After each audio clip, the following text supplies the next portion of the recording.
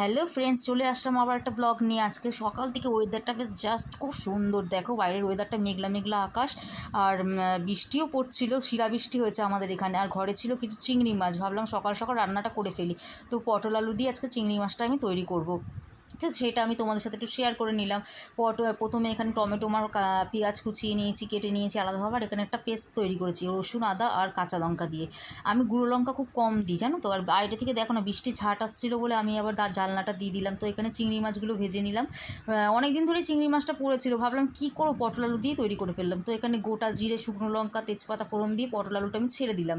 তো নুন হলুদ দিয়ে এটা একটু ভাজা ভাজা করে নেবো। তারপরে দেন এর মধ্যে তোমার রসুন, টমেটো, কাঁচা লঙ্কা পেস্ট যেটা তৈরি করছিলাম, তারপরে পেঁয়াজ কুচি, ধনে জিরে, নুন লঙ্কা হলুদ সবই, একটু চিনিও আমি অবশ্যই দিই রান্নায়। এবার যাদের পছন্দ না তারা হয়তো অনেকেই পছন্দ করে না চিনি, কিন্তু আমি একটু মিষ্টি মিষ্টি রান্না ভীষণ পছন্দ করি। তো এখানে মশলাটা কষাচ্ছিলাম, চিংড়ি মাছও দিয়ে দিয়েছিলাম। তো তেল ছেড়ে যাওয়ার পর আমি এখানে দেন জল দিয়ে এটা ঢেকে দেবো। ঢেকে রান্নাটা হতে থাক ততক্ষণ। আর বাইরে তো শিলাবৃষ্টি হয়েই যাচ্ছে, আর এত জোরে জোরে শিল পড়ছিল না, আমার তো কাচের জানলা মনে হচ্ছে জানলা ভেঙে ভেঙে যাবে, জানো তো, এত জোরে জোরে হয়েছিল। বৃষ্টি প্রায় অনেকক্ষণই হয়েছিল। তো চলো, আজকে ভিডিওটা ভালো লেগে থাকলে লাইক কমেন্ট শেয়ার করে পাশে থেকো। টাটা।